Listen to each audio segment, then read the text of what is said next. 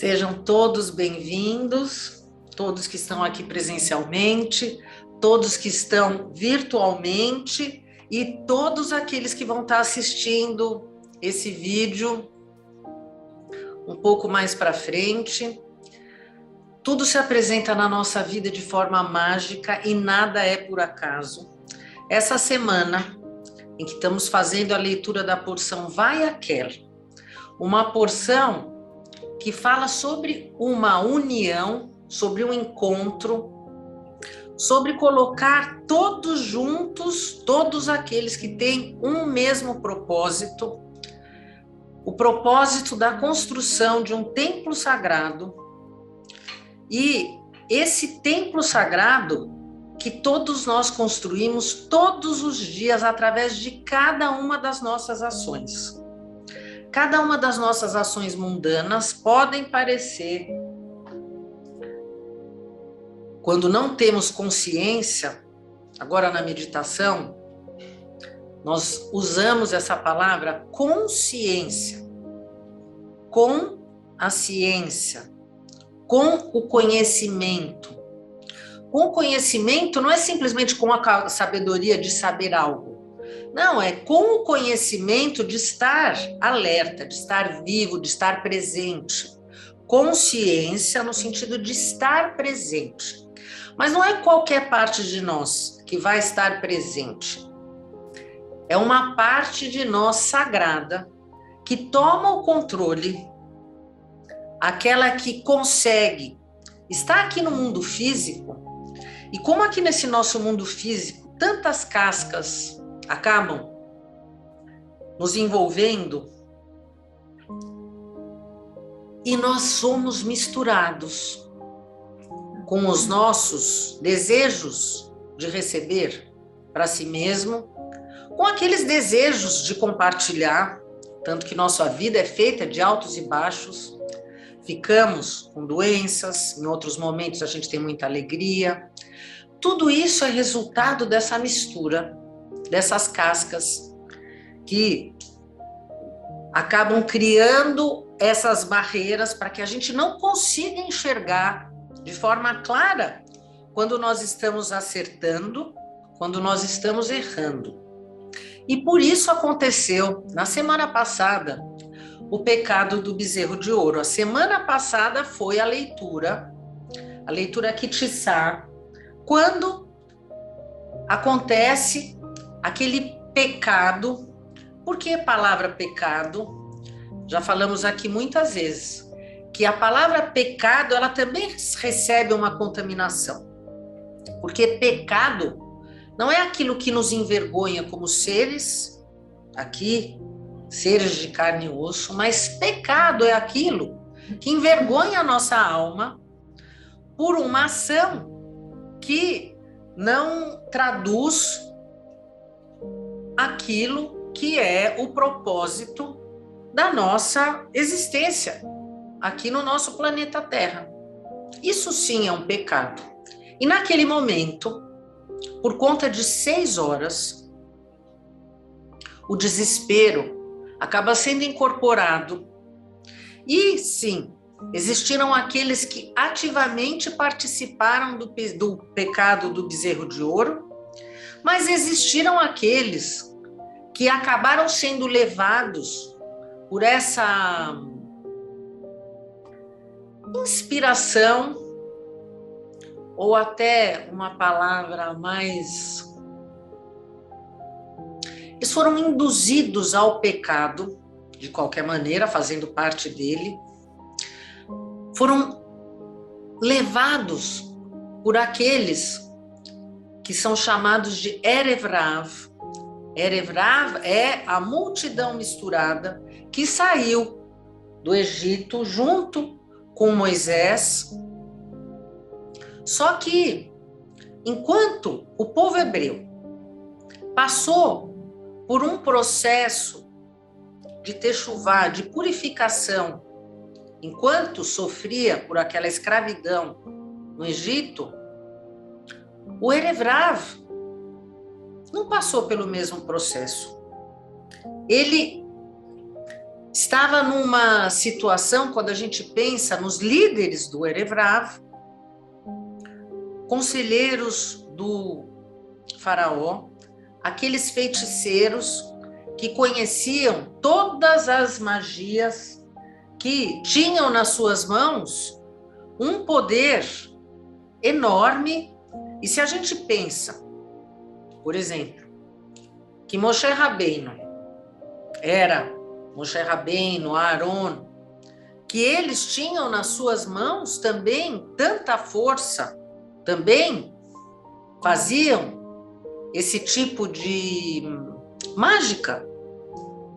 Esses outros feiticeiros, enquanto Moshe e Aaron eram aquelas grandes almas a serviço da luz, esses outros feiticeiros, de forma equivalente, também tinham todo esse poder. Mas é como se eles estivessem trabalhando de forma paralela para a escuridão.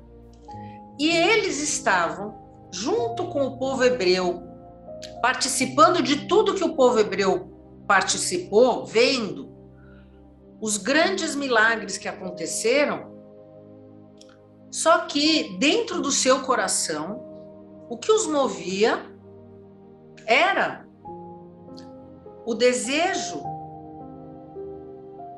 de fazer parte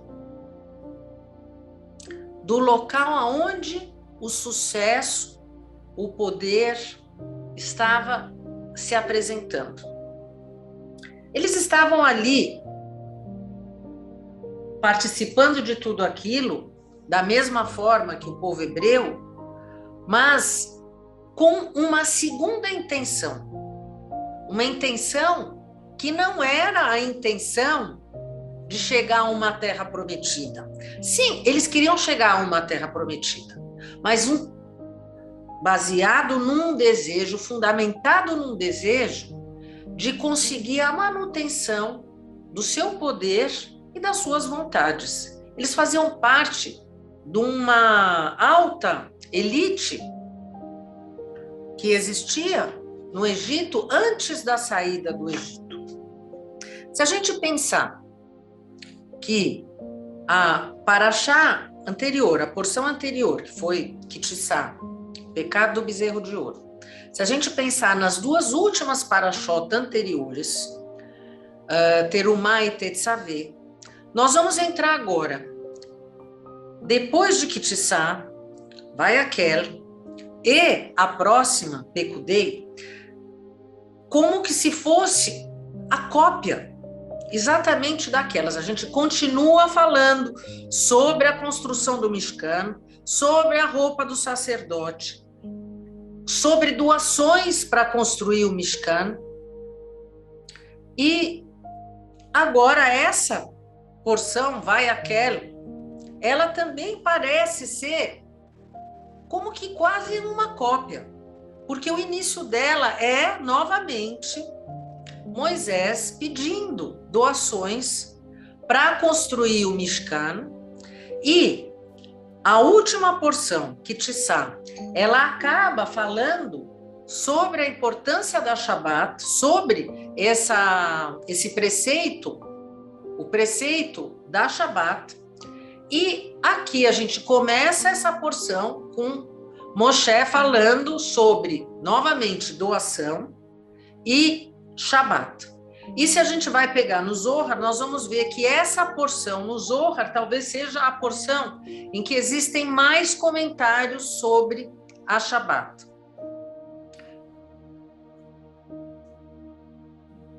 Vamos falar sobre a doação. Lá na porção Terumá, foi pedido uma doação para todos. Uma doação de meio shekel, para que, mesmo o mais rico, o menos rico, para que todos doassem aquela mesma porção para a construção desse tabernáculo. Erevrav participou dessa doação. E aí, a gente pensa, porque nada na Torá é à toa. Por que essa dúvida? Porque 2 vezes e ficar durante 2 semanas falando sobre a construção de um templo sagrado e em seguida o pecado do bezerro de ouro e acabar a mesma porção falando sobre Shabat e de novo agora nós vamos voltar a falar sobre o tabernáculo. Nós vamos encerrar a leitura desse livro, Êxodo, na próxima semana. O livro Êxodo, que fala sobre essa saída da escravidão, sobre essa sabedoria, a sabedoria que traz a liberdade e consegue fazer com que eu corte aquelas necessidades que me subjugam, que me tiranizam. E a gente sabe que quando a gente está chegando no final de um livro, essa porção vai aquele PQD, normalmente nos anos, que são anos que nós temos, não temos 2 Adar Aleph e Adar Bet, elas são lidas juntas. Esse ano nós vamos ter Adar Aleph e Adar Bet, então elas são lidas separadamente. Mas o que elas representam? Elas representam agora a materialização de tudo que foi visto neste livro, que representa a sabedoria Chokhmah. Vamos entender aqui de forma literal, primeiro. Primeiro vamos colocar aqui vamos separar o joio do trigo, porque aqui nós vamos fazer separações. Porque o que é que essa porção traz para nós? Em alerta, que nós realmente temos que separar. Porque o pecado do bezerro de ouro aconteceu por conta dessa mistura. Por conta de eu não conseguir enxergar o meu lado positivo, o meu lado negativo, eu não consegui separar más companhias, eu não consegui separar situações que eu talvez não deveria fazer parte, eu não consegui separar que o meu tempo deveria ser empregado em situações que favorecem certas coisas e desfavorecem outras. Essa semana nós estamos colocando a nossa energia nesse olhar que consegue fazer essa separação. E quem está nos liderando é Moisés. Ele está nos abrindo os olhos, porque agora eu consigo ver que todos deram a doação. Todos. Lá. Antes. E o bezerro de ouro foi construído. Porque ele foi construído com a doação, inclusive, daquele que só tinha interesse em se dar bem. Ele fez bem, porque ele fez a doação. Como nós, muitas vezes, a gente age bem, com ética, certo, a gente faz tudo direitinho. Só que isso está só na casca. Talvez dentro do nosso coração, o que a gente tinha era uma intenção de ser reconhecido, uma intenção de ter um retorno lá na frente. Porque o que o Erev Rav queria era exatamente isso.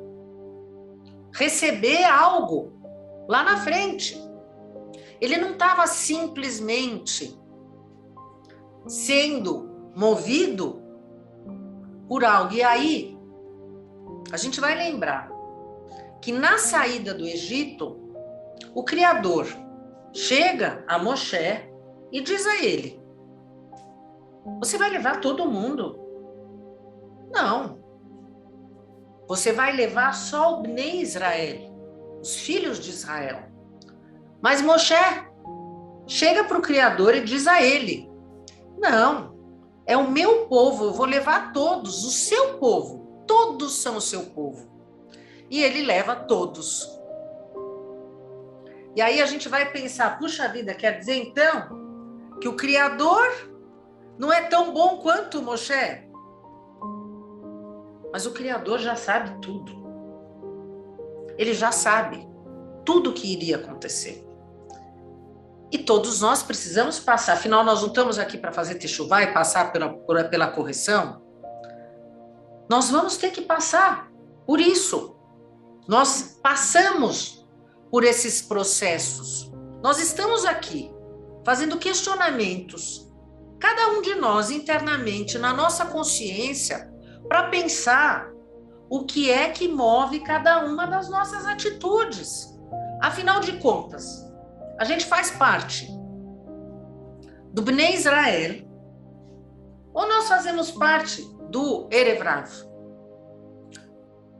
Nós ainda temos uma mistura grande, mas quanto mais a gente investir nesse nosso lado, mais fácil vai ser para fazer essa separação.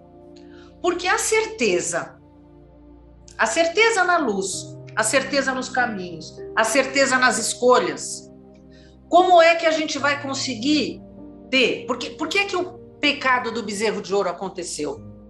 Pela falta da certeza. Por que que as pessoas caíram? Pela falta da certeza, pelo desespero. Não aguentou mais um pouco. Por quê? Dúvida. Para ter a certeza, a gente precisa investir, a gente precisa colocar o tempo. Nós falamos aqui sobre o tempo.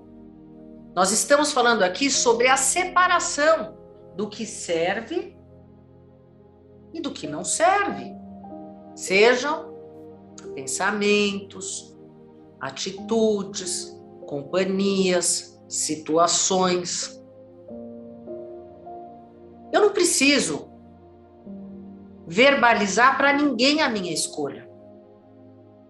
Eu só tenho que imaginar que se eu estou aqui agora, eu tenho que ter consciência, com conhecimento, com sabedoria, com presença, em estado de presença, entender o que faz parte das minhas escolhas. Nós estamos no mês de Adar. Quando a gente se desconecta da Torá, o que acontece? A gente perde a visão da nossa essência, porque o nosso olhar físico nos convence que nós somos simplesmente a fisicidade. Simplesmente nós temos que colocar todos os nossos esforços para algo que está só na casca. E a gente não tem o tempo de fazer o alimento, que eu agora há pouco acabei mencionando sobre o assunto da Shabbat. Se a gente pensar na própria palavra Shabbat, nós passamos aqui por 2 meses regidos por Saturno, Shabtai. A palavra Shabbat, ela tem lá dentro da sua raiz, Shabbat, Shabtai, um pouco dessa essência. Vamos pensar no Saturno, que é aquele Deus que não valoriza o físico, ele valoriza a verdade. A verdade, que eu acho que não está no físico. A verdade que está na essência da verdade. E o destruidor, porque ele destrói o físico para que a pessoa encontre a sua essência e a sua verdade. E a Shabbat, várias vezes, quando a gente faz o acendimento das velas juntos, no ao vivo, eu falo, é o momento de ser, não é o momento de fazer. Porque naquele momento, aquelas reflexões que nós estamos fazendo, o que elas querem? Qual que é o propósito? De nos conectar com essa nossa essência, de fazer essa ligação nossa com a árvore da vida, cada um de nós um galho dessa árvore da vida, que tem as raízes no céu, que traz para nós essa essência, que faz com que essa maçã continue saborosa, doce, cheia da força da vida, sabe? Aquela maçã que a gente morde e ela é suculenta. É a alegria. Essa é a condição da alegria. A verdadeira alegria a gente pode encontrar quando a gente está seguindo os passos dessa dimensão que, de novo, o nosso Criador já deu o remédio.